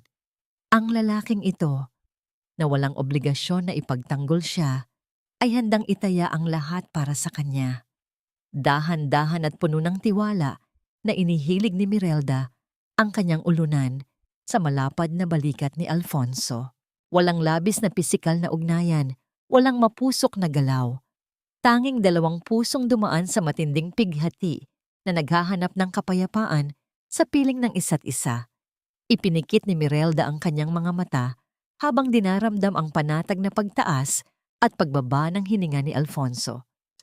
Nang umihip ang hangin at bahagyang magulo ang buhok ni Mirelda, dahan-dahang itinaas ni Alfonso ang kanyang kamay. Nang may labis na pag-iingat at lihim na kaba, inayos niya ang maliit na ipit sa buhok ng ginang. Isinusuokbit ang mga nakawalang hibla sa likod ng tainga nito. Ang kanyang mga mata ay nakatitig kay Mirelda, hindi bilang isang kaawa-awang byuda na nawalan ng lahat, kundi bilang isang matapang at kagalang-galang na reyna na handang bawiin ang kanyang kaharian. Ang simpleng pag-aayos na yon ay nagdala ng isang tahimik at matamis na init sa dibdib ni Mirelda, isang pakiramdam ng pag-ibig at pag-asa na matagal na niyang ibinaon sa limot. Payapa ang gabi, walang misteryong nakabitin, walang nakaambang panganib sa mga oras na yon. Isang nakakabinging katahimikan lamang na nagbabadyang maging isang malakas na unos bago ang malaking digmaan. Nagkaisa ang kanilang mga isip at damdamin sa ilalim ng iisang layunin. Lumipas ang mga oras at unti-unting nagliwanag ang kalangitan. Ang pagdating ng bagong umaga ay naghudyat ng pagtatapos ng kanilang pananahimik. Pinasok ng sikat ng araw ang isang naglalakihang salamin sa loob ng isang marangyang penthouse sa syudad. Nakatayo si Mateo sa harap nito, may pilit na ngiti at puno ng pagmamayabang habang inaayos ang kanyang mamahaling kurbata. Kumislap ang gintong pin sa kanyang dibdib habang inaasinta ang kanyang perpektong anyo. Handa na siya para sa gabi ng kanyang pinakamalaking tagumpay. Walang kaalam-alam ang nag-aambisyong hari na ang araw na ito rin ang magiging gabi ng kanyang huling pagbagsak. Ang laban ay opisyal nang magsisimula. Nagsimula ang araw na may bitbit na mabigat at mabilis na galaw. Sa loob ng pansamantalang opisina ni Alfonso, walang tigil ang kanyang pakikipag-ugnayan sa mga pinagkakatiwalaang kaibigan sa loob ng hukuman. Ang kanyang boses ay puno ng awtoridad habang nakikipag-usap sa telepono. Judge, this is an emergency petition. May hawak kaming matibay na pruweba na peke ang medical records ni Mrs. Valles at ginagamit lamang ito para nakawin ang kustodiya ng kanyang anak, pati na ang pamumuno ng kumpanya. Madiin ngunit kalmadong pahayag ng abogado. Ginamit niya ang lahat ng kanyang koneksyon at talino sa batas upang agarang mapawalang bisa ang karapatan ni Mateo bilang tagapangalaga ni Mirelda. Bawat dokumento, bawat ebidensyang hawak nila ay inihanda upang maging isang matibay na lambat na sasalo sa lahat ng kasinungalingan ng kalaban.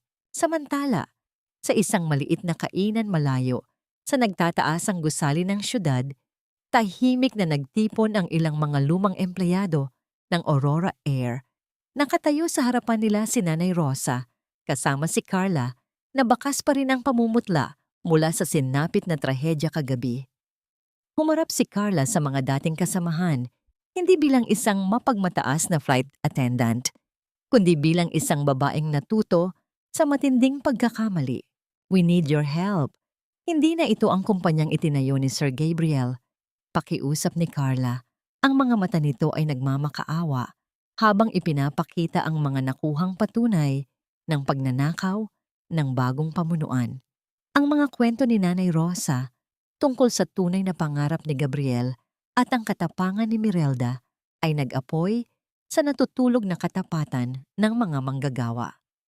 Isang tahimik na pag-aaklas ang nabuo mula sa hanay ng mga ordinaryong empleyado na matagal nang inaapak-apakan ng pamunuan ni Mateo. Habang inihahanda ang patibong ng hustisya sa labas, isang madilim at nakakapanggigil na tagpo ang nagaganap sa loob ng mansyon ng mga Valles.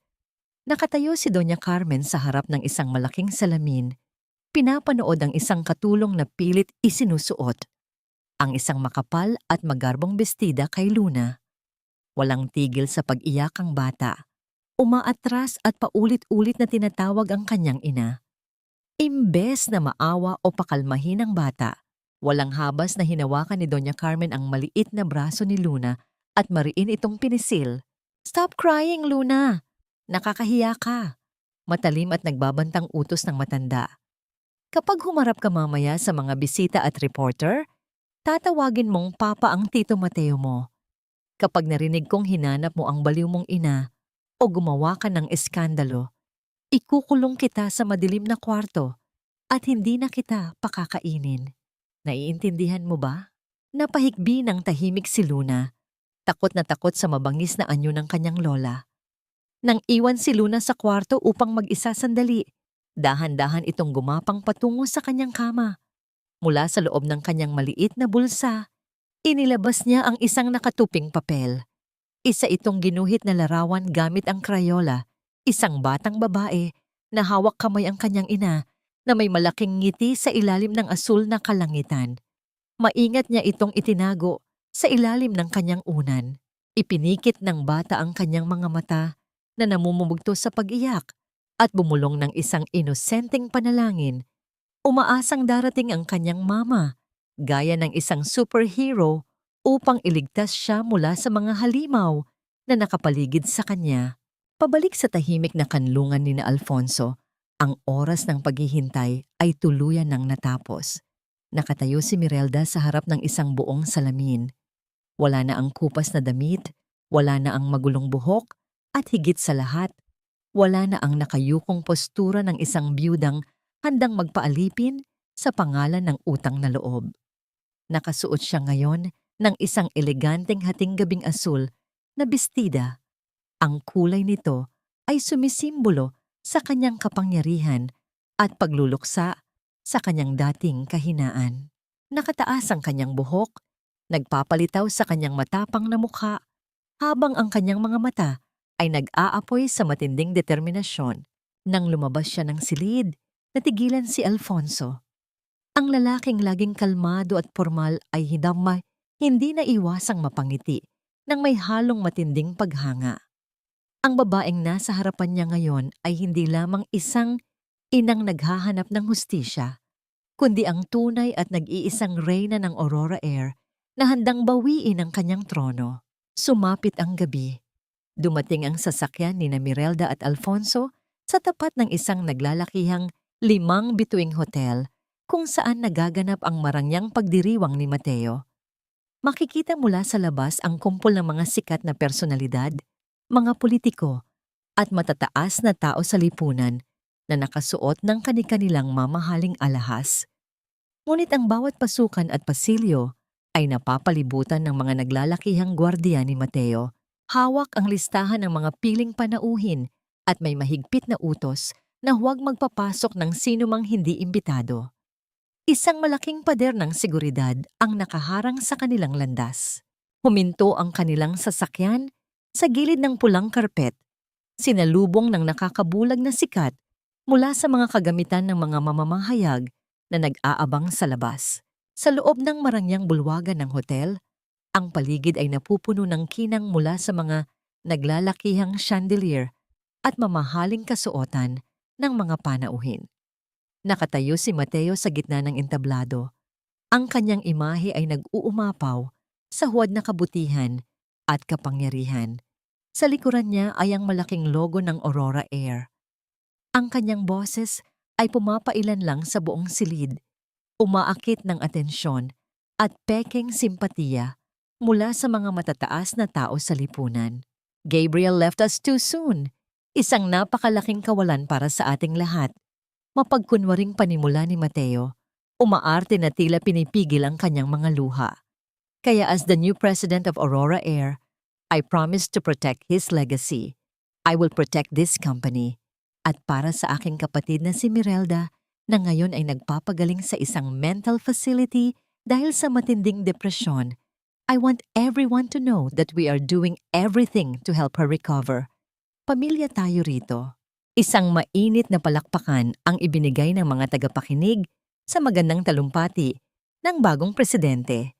Nakangiti si Doña Carmen mula sa unahang lamesa, taas noo at ipinagmamalaki ang matagumpay nilang pagnanakaw. Ngunit ang kasinungalingang itinayo nila ay may taning na. Bago pa man matapos ang palakpakan, ang mabibigat na pintong gawa sa inukit na kahoy sa dulo ng bulwagan ay dahan-dahang itinulak pabukas.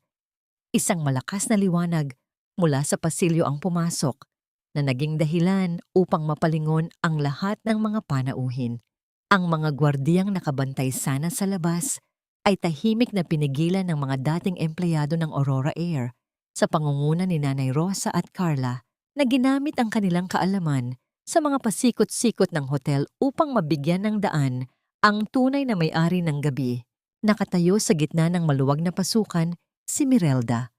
Nakasuot siya ng eleganteng hatinggabing asul na bestida na sumasalamin sa kalangitan ng aurora.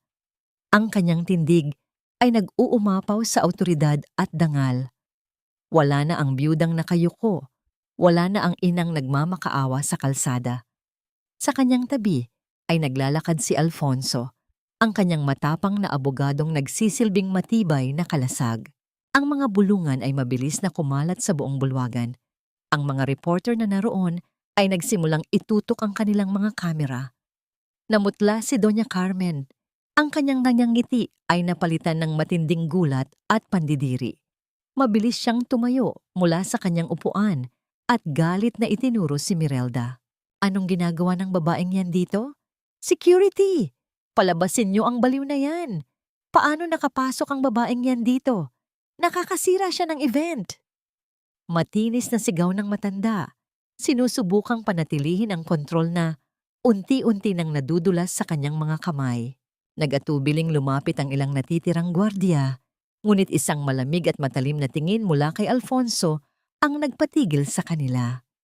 Itinaas ng abogado ang hawak niyang folder na naglalaman ng utos mula sa korte, isang babala na ang sinumang hahawak kay Mirelda ay mananagot sa batas. Walang pag-aalinlangan sa mga mata ni Mirelda. Nagpatuloy siya sa paglalakad patungo sa entablado.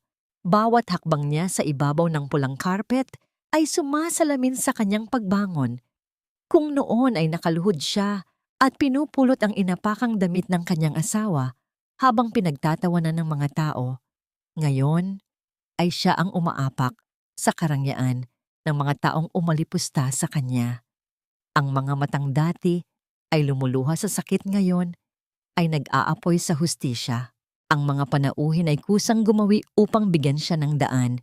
Tila kinikilala ang presensya ng isang tunay na pinuno. Huminto siya sa mismong harapan ng entablado, direktang nakaharap sa kanyang kapatid na unti-unting nawawalan ng kulay sa muka. Hindi ko kailangan ng pagpapagaling mo, Mateo, dahil hindi ako baliw. Malakas at malinaw na pahayag ni Mirelda. Ang kanyang boses ay hindi nanginginig, kundi pumupunit sa lahat ng kasinungalingang itinanim ng kalaban. Ako ang asawa ni Gabriel Valles at nandito ako para bawiin ang kumpanyang ninakaw mo. Tumaas ang tensyon sa buong silid. Naramdaman ni Mateo na unti-unti nang gumuguho ang kanyang imperyo. Ngunit sa halip na sumuko, isang nakakakilabot na ngiti ang gumuhit sa kanyang mga labi. Ang uri ng nangiti ng isang demonyong may itinatago pang baraha. Kinuha ni Mateo ang kanyang telepono mula sa bulsa ng kanyang suit. Nag-type siya ng ilang numero at ipinakita ang screen kay Mirelda bago inilapit ang kanyang mukha. Sapat lang upang silang dalawa ang magkarinigan. Ang boses niya ay naging isang malamig na bulong na pumapatay ng pag-asa. Go ahead, take one more step.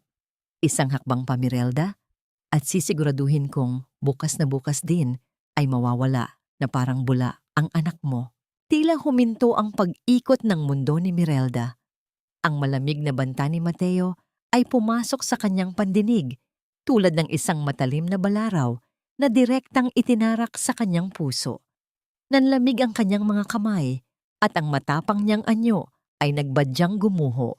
Kahit anong tapang ng isang ina, titiklop ito sa oras na buhay ng kanyang anak ang nakataya.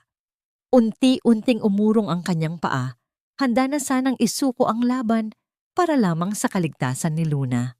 Ngunit bago pa man siya tuluyang umatras, isang matatag at mainit na palad ang dumampi sa kanyang likuran. Si Alfonso. Walang bakas ng kaba sa mukha ng abogado habang humahakbang ito pasulong upang pantayan ang mapagmataas na tindig ni Mateo. Kalmadong inilabas ni Alfonso ang kanyang telepono at itinapat ang maliwanag na screen sa mukha ng huwad na presidente. Sa loob ng screen, isang live video ang nagpapakita ng nagaganap sa labas ng mansyon ng mga Valles. Makikita ang mga unipormadong pulis na nag-aakay sa isang umiiyak ngunit ligtas na batang babae. Yakap-yakap ni Luna ang isang babaeng pulis, malayo sa mapang-abusong pangangalaga ni Doña Carmen. Huli na ang mga banta mo, Mateo. Mababa at seryosong wika ni Alfonso. Nasa kustodya na ng mga awtoridad ang bata.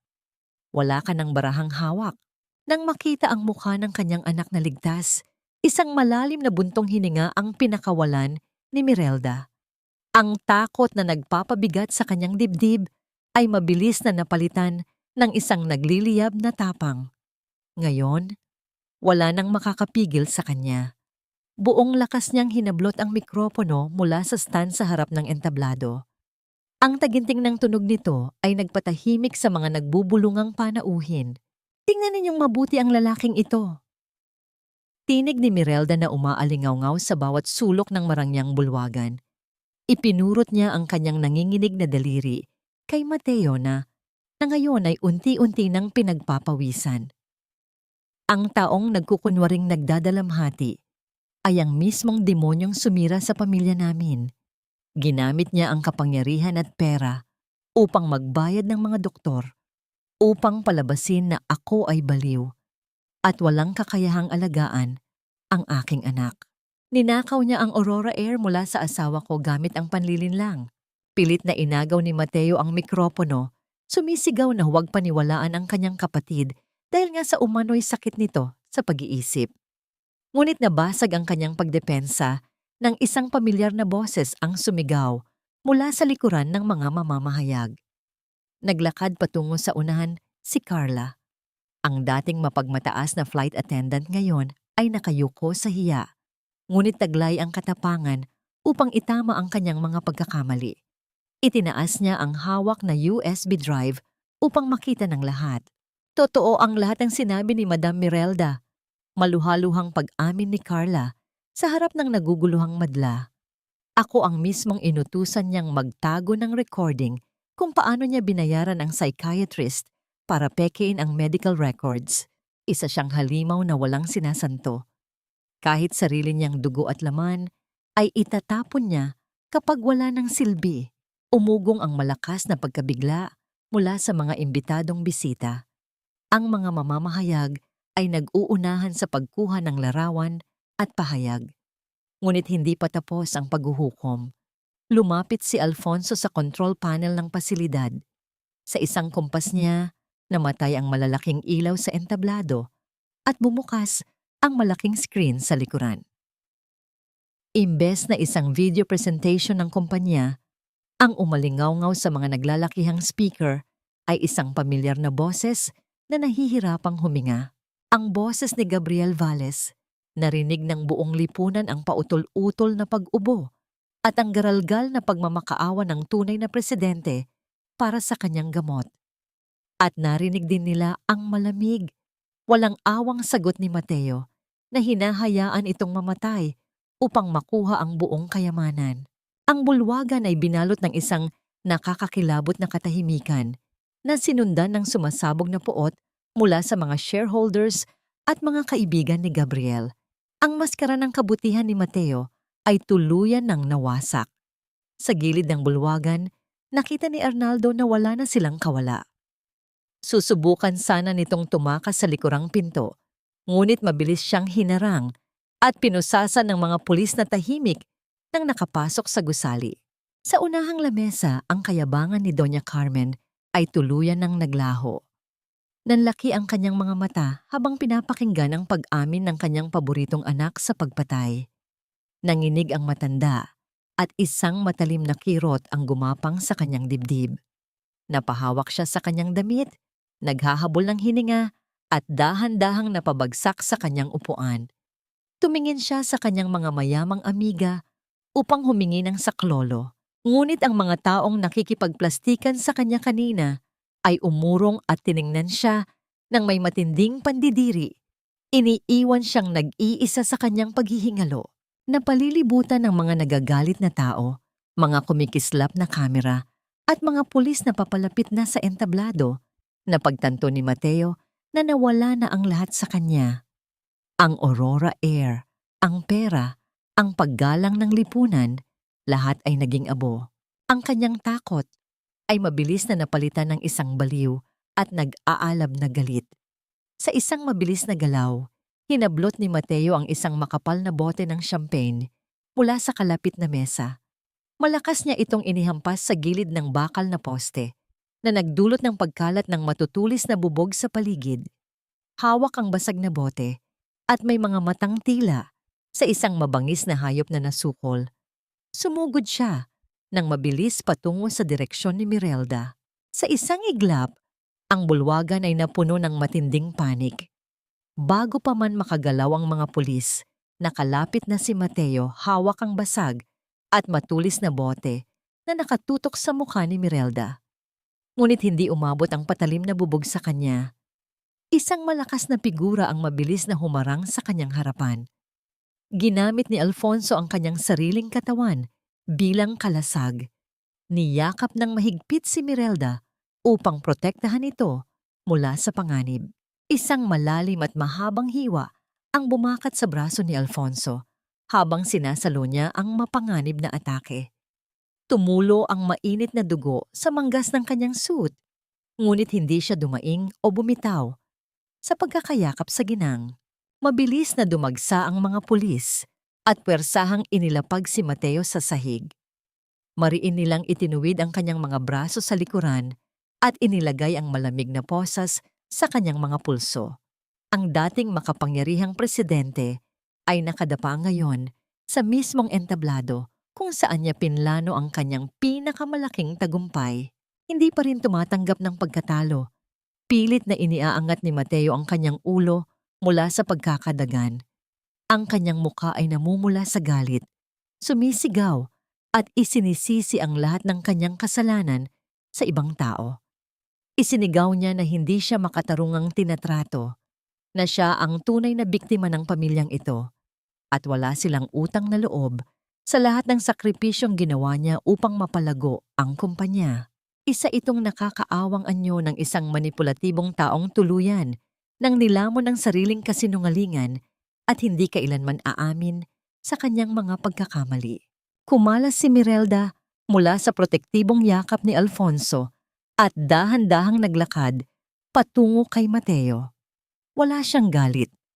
Tanging isang malalim na awa ang makikita sa kanyang mga mata habang nakatingin sa kapatid na nagtaksil sa kanya. Kinuha niya mula sa kanyang bag ang orihinal na kopya ng pekeng dokumento ng paglilipat ng ari-arian na pilit pinapirma sa kanya noong gabing itinapon siya sa ulan. Gamit ang kanyang mga kamay, unti-unti niya itong pinunit. Ang mga maliliit na piraso ng papel ay inanod ng hangin. Bumabagsak na tila yelo sa mukha ni Mateo na walang magawa sa sahig. Palagi mong inaasam ang mga pakpak ni Gabriel, Mateo. Malamig ngunit mapayapang wika ni Mirelda habang pinapanood ang tuluyang pagguho ng kanyang kapatid. Ngunit nakalimutan mo na ang taong may pusong puno ng putik ay kailanman hindi makakalipad. Sa isang sulok ng bulwagan, dumating ang mga tauhan ng ambulansya upang buhatin ang walang malay na si Doña Carmen. Isinakay siya sa isang stretcher at itinulak palabas ng hotel. Walang sinumang kaanak at kahit ang mga itinuturing niyang mayamang kaibigan ang nag-abalang sumunod o humawak sa kanyang kamay. Ang marangyang buhay at pangalan na pinakaiingatan niya ng higit sa pagmamahal sa pamilya ay nagwakas sa isang nakakabinging pag-iisa. Nang matiyak na hawak na ng mga awtoridad ang buong sitwasyon, binalingan ni Mirelda si Alfonso. Nakita niya ang pamumutla ng lalaki dahil sa dugong patuloy na umaagos mula sa kanyang braso. Matinding pag-aalala ang bumalot sa puso ni Mirelda at akmang tatawag siya ng doktor. Ngunit binigyan lamang siya ni Alfonso ng isang matatag at panatag na ngiti. Ginamit ng abogado ang kanyang malinis na kamay upang haplusin ang pisngi ng ginang. Sinasabing huwag siyang mag-alala sa maliit na galos na ito at unahin ang mas mahalagang bagay na naghihintay sa kanya. Naintindihan ni Mirelda ang mensahe. Mabilis siyang tumalikod at tumakbo ng buong bilis palabas ng hotel. Hindi ininda ang matataas na takong o ang haba ng kanyang marangyang bestida. Tumalon siya sa loob ng isang nag-aantay na sasakyan ng pulisya upang magtungo sa nag-iisang lugar na sinisigaw ng kanyang puso. Ang nakakabinging wangwang ng sirena ng sasakyan ay patuloy na pumunit sa madilim na gabi.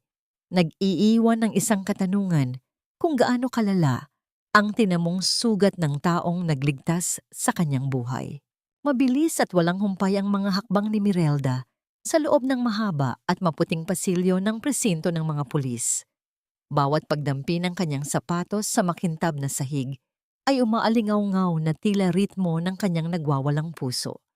Wala na siyang pakialam sa gulo ng kanyang buhok o sa laylayan ng kanyang marangyang bestida na nadumihan na.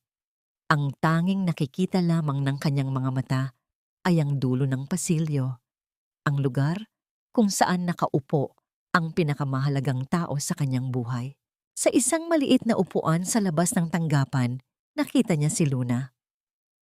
Ang kanyang 5 taong gulang na anghel ay nakayuko, yakap-yakap ang sariling mga tuhod at balot pa rin ng takot. Nang maramdaman ng bata Ang mabilis na yabag, dahan-dahan itong nag-angat ng tingin. Ang mga matang namumugto sa yak ay nanlaki. Isang mabilis na paglipas ng emosyon, gulat, kawalan ng paniniwala, hanggang sa tuluyang sumabog sa labis na kagalakan. "Mama! Mama ko!" Matinis at walang pigil na sigaw ni Luna. Tumalon ang bata mula sa upuan at tumakbo ng buong bilis patungo kay Mirelda. Bumagsak ang mga tuhod ni Mirelda sa malamig na sahig. Iniunat niya ang kanyang nanginginig na mga braso at sinalo ng buong higpit ang maliit na katawan ng kanyang anak. Ang puwersa ng kanilang pagyayakapan ay nagdulot ng isang matinding alon ng emosyon na pilit winawasak ang mga pader ng kalungkutan na itinayo sa mga nakalipas na araw. Ibinabaon ni Mirelda ang kanyang mukha sa leeg ni Luna. Patuloy na hinahagkan ang bawat pulgada ng mukha nito habang walang tigil na umaagos ang kanyang maiinit na luha. "Patawad, anak. Patawad kung hinayaan kitang masaktan. Patawad kung hindi agad nakarating si Mama.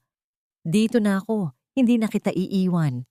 Garalgal at sunod-sunod na pagmamakaawa ni Mirelda sa pagitan ng mga hikbi habang pinaghahalikan ang maliliit at nanginginig na kamay ng bata. Isang munting kamay ang umabot sa mukha ng ginang. Dahan-dahang pinunasan ni Luna ang mga luha ni Mirelda. Sa kabila ng murang edad at mga dinanas na takot, may isang inosente ngunit matapang na ngiti ang sumilay sa labi ng bata. "Huwag ka nang umiyak, Mama. Hindi ka naman baliw eh. Ikaw ang superhero ko." Malambing na bulong ng bata bago naglabas ng isang gusot na pirasong papel mula sa kanyang bulsa, ang larawan nilang mag-ina na iginuhit niya sa ilalim ng asul na kalangitan. Ang simpleng salitang iyon ay nagpadama kay Mirelda ng isang pambihirang kaluwagan. Ang kanyang mga luha ay patuloy sa pag-agos, ngunit sa pagkakataong ito, hindi na luha ng sakit, kundi luha ng matinding pag-asa at kalayaan. Mahigpit niyang niyakap ang kanyang anak. Hinahayaang basain ng kanyang mga luha ang balikat ni Luna. Hinuhugasan ang bawat latay ng pighati na iniwan ng kanilang paghihiwalay. Sa wakas, malaya na sila. Mula sa hindi kalayuan, tahimik na nakasandal si Alfonso sa hamba ng pinto. Ang kanyang braso ay may balot na bendahe matapos mabigyan ng paunang lunas mula sa ospital. Nakangiti siyang pinapanood ang madamdaming tagpo ng mag-ina. Ang matalim at walang awang abogado sa loob ng hukuman ay may mga matang puno ng init at pagkalinga habang nakatingin kay Mirelda. Wala siyang balak manghimasok sa pribadong sandali nila. Kaya naman, dahan-dahan na siyang tumalikod upang lumisan at ibigay sa kanila ang buong kalawakan ng pagmamahal. Ngunit bago pa man siya makalayo, napansin siya ni Mirelda. "Alfonso!" Tawag niya. Ang kanyang boses ay malambot at nagtataglay ng isang wagas na pasasalamat. Lumingon si Alfonso at nakita niya si Luna na tumatakbo palapit sa kanya. Kumapit ang maliit na bata sa kanyang hindi sugatang kamay at hinila siya patungo kay Mirelda. Ang tatlong pusong minsang nag-isa at nasugatan ay natagpuan ng kanilang sarili na magkakaharap, nababalot ng kapayapaan na matagal nilang ipinaglaban. Wala nang kailangang sabihin, ang kanilang mga ngiti ay sapat na upang ipagdiwang ang muling pagkabuo ng kanilang mga mundo. Sabay-sabay silang naglakad palabas ng presinto. Nang bumukas ang pinto, sumalubong sa kanila ang malamig ngunit nakakapreskong simoy ng hangin. Mula sa silangan, ang unang sinag ng umaga ay dahan-dahang gumagapang paitaas, nagpapalit sa madilim na kalangitan ng kulay ginto at kahel. Ang mainit na sinag ng araw ay tumama sa kanilang mga mukha. Wala nang mga anino ng kahapon, wala nang panlilinlang, at wala nang takot na babalik. Ang tanging naroroon ay ang kalawakan ng isang panibagong umaga na naghihintay sa kanilang paglipad. Ngunit ano ang kahihinatnan ng iniwang imperyo ni Gabriel? May puwang pa ba sa puso ni Mirelda para sa pagpapatawad matapos ang lahat ng kataksilan? 1 taon na ang lumipas mula nang matapos ang mahabang gabi ng Unos. Ang araw ay muling sumikat ng buong liwanag para sa Aurora Air. Si Mirelda, na dating tiningnan bilang isang walang kwentang basura, ay nakaupo ngayon bilang formal at ganap na presidente ng kumpanya. Ngunit hindi siya nananatili sa loob ng malamig at nakakulong na opisina. Mas pinipili niyang maglakad sa mga pasilyo ng eroplano, nakasuot ng simpleng kasuotan at nakikipag-usap ng may buong paggalang sa mga ordinaryong pasahero at empleyado. Ipinagpatuloy niya ang naiwang pangarap ni Gabriel at ginawa itong isang matibay na katotohanan. Sa langit, pantay-pantay ang dangal. Nakuha na ba ng kanyang puso ang pagpapatawad? Oo, ngunit may kalakip itong malinaw na hangganan. Dinalaw niya si Mateo sa loob ng madilim at malamig na selda. Ang dating mapagmataas na kapatid ay payat na, malalim ang mga mata, at puno ng pagsisisi, ngunit huli na ang lahat para sa kanya. Sa kabilang banda, si Doña Carmen ay nakaratay ngayon sa isang pampublikong pasilidad para sa mga matatanda.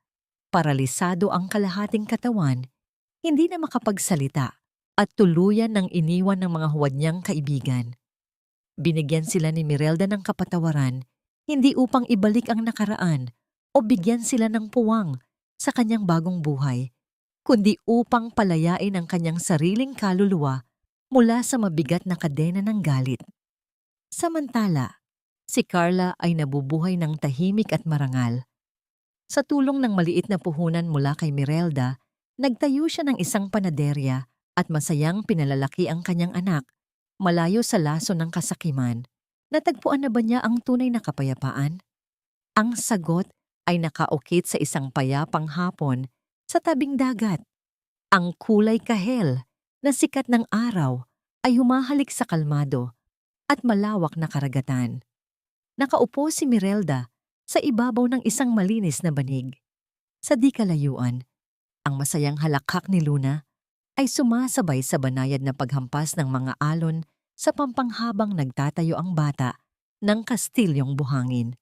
Sa tabi ni Mirelda ay nakaupo si Alfonso. Walang mamahaling suit ang abogado, tanging simpleng puting polo na nililipad ng hangin. Dahan-dahang inabot ni Alfonso ang kamay ni Mirelda.